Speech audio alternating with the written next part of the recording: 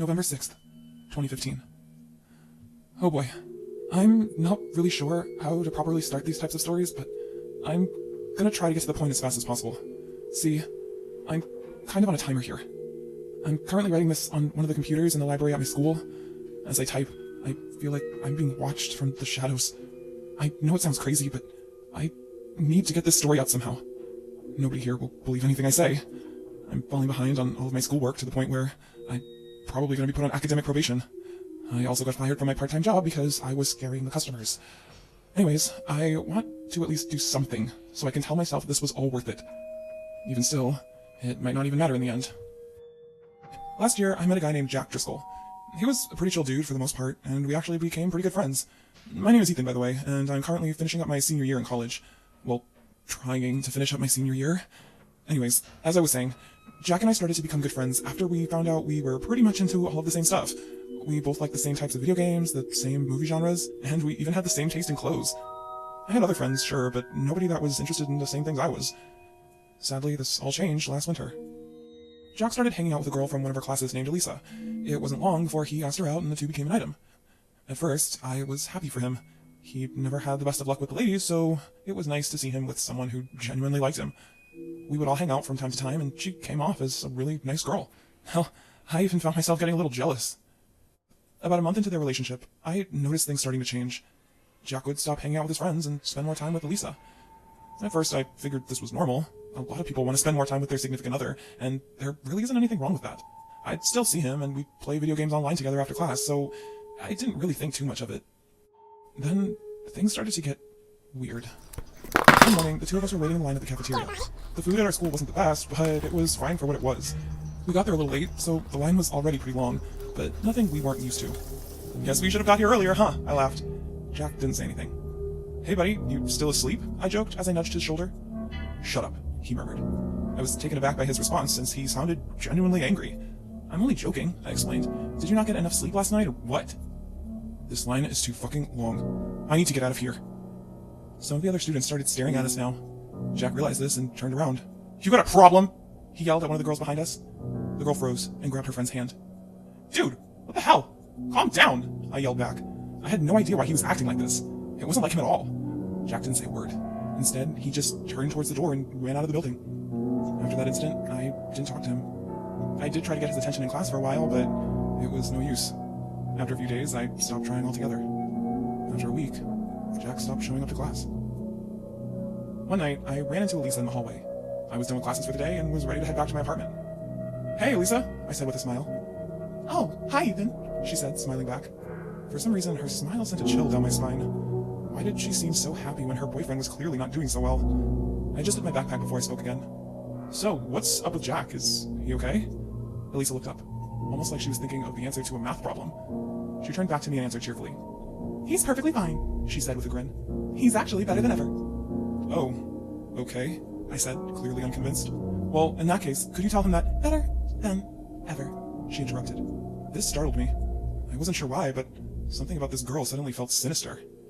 She walked away, leaving me standing there in my confusion. I eventually snapped out of the weird trance I was in. This is stupid, I thought to myself. I'll just try calling him again. I had called him before, but stopped trying when I was convinced he wouldn't pick up. That night, I decided to call him up and ask if I could come over. To my surprise, he answered immediately. Yo, Jack answered. Hey man, what's up? I asked. What do you want? Is everything okay with you? You've seemed off lately. Silence. Hello? Are you home? Yeah, what? I'm coming over. After Jack told me he was on his way, the call ended. I'm not gonna lie, I was pretty scared. The tone of his voice sounded panicked, almost like he was trying to get out of whatever situation he was in. About 45 minutes after the phone call, I heard a knock at my door. Hey, I said as I greeted Jack at the door. What's up? I tried to remain as calm as possible. It was obvious once I saw him that something was seriously wrong with the guy. I don't know, he whispered, his eyes darting back and forth. Are you alone? I nodded my head and let the poor guy in. He sat down on the old couch I had set up in front of my TV. My roommates were out for the night, so I wasn't really worried about anyone coming back anytime soon. Dude, what's going on with turn off the lights? I froze for a minute. Jack, you're scaring me. What's turn off the lights? She can't find me. I did as I was told.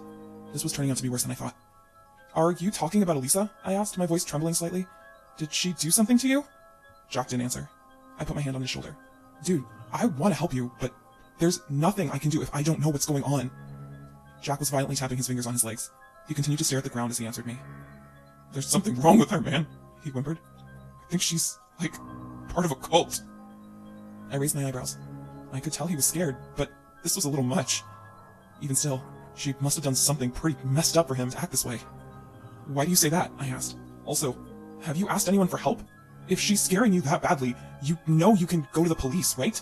"I can't." He jerked his head to face me, and I almost threw up. Jack was crying, but his tears were black. I thought I was seeing things at first since the lights were off, but he confirmed my suspicions with what he said next. "She did this to me! I don't know how, but I know it was her!" He continued to cry, the black liquid staining the couch cushions like ink. "The other night she caught me crying these gross fucking tears and said that I was ready. What the fuck is that supposed to mean?" I didn't know how to answer him. This was totally beyond my realm of understanding, and I knew there was nothing I could say that would give him any relief. "We'll figure something out," I said, after about a minute of total silence. "But we should call the police. You should also go to the hospital. Whatever is going on with your eyes, it can't be good and needs to be looked at." Jack wiped his face on the sleeve of his hoodie. "She can't find me," he said, calming down a little. "If she finds me, I'll—" Jack fell silent as we heard a soft knock at my front door. "Jackie, I know you're in there." It was a girl's voice. "It's time to go. They're waiting for us. Your friend can come too if he wants." Jack sprung up from the couch, ran towards the back door, and disappeared into the woods behind my apartment. "Jack, wait!" I yelled. It was useless. I raced after my friend while dialing 911 on my cell. I told the police what was happening, and they assured me officers would be on their way as soon as they could. Before I could respond, something hit me over the head, and I blacked out.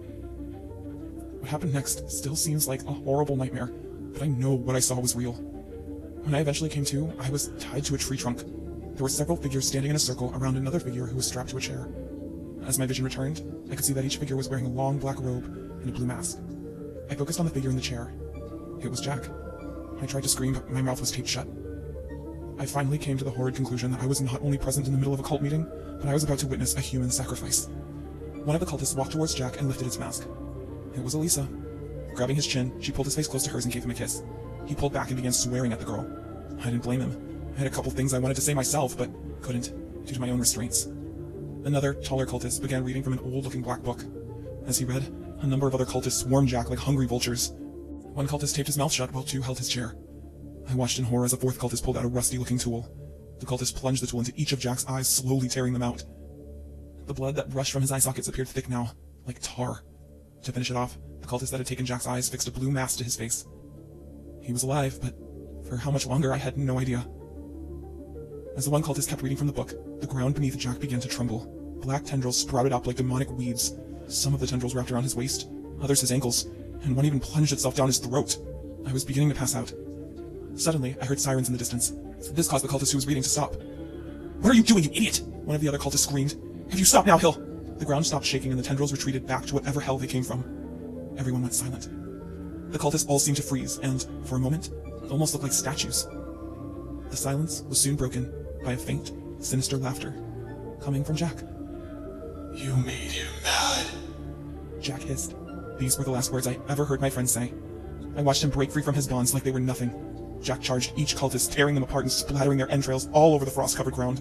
My vision started to go, and the sounds of the screaming cultists seemed to fade into the distance. I only wish I had totally passed out before hearing that horrible crunching, the sounds of bones breaking and organs being devoured.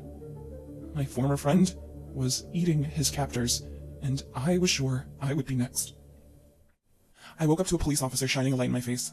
"He's up! Quick! We need a paramedic over here!" I sat up and looked around. "I'm alive?" I mumbled, still in a haze. "I know you just went through some shit, kid, but is there anything you can tell us about what happened?" the officer asked. "Leave him alone," another officer ordered. "We can question him after we get him out of this hellhole. The kid's got a massive cut on his side." "Right. Sorry, kid." I looked down and noticed my shirt was soaked in my own blood. I couldn't feel anything due to my current state, but it looked bad. I didn't speak the entire way to the hospital. I didn't know what to say. Things got even worse when the doctor told me that while I would survive, I was missing one of my kidneys. It's been a little over a year now since this all went down. Everyone has already heard about it on the news, and the school came under some serious fire for not noticing something this big happening near their campus. Jack Driscoll is still missing, and is currently responsible for the murders of 10 students and the attempted murder of 1. I've gone on for long enough at this point. I guess I just really needed to get it all out somehow. I still don't know what the cult was for, why it was formed, or what it was trying to summon. Obviously, nobody will look into this further because it sounds too ridiculous, but I'm hoping someone reading this will. If not, then I guess just be careful. You can't trust everyone after all.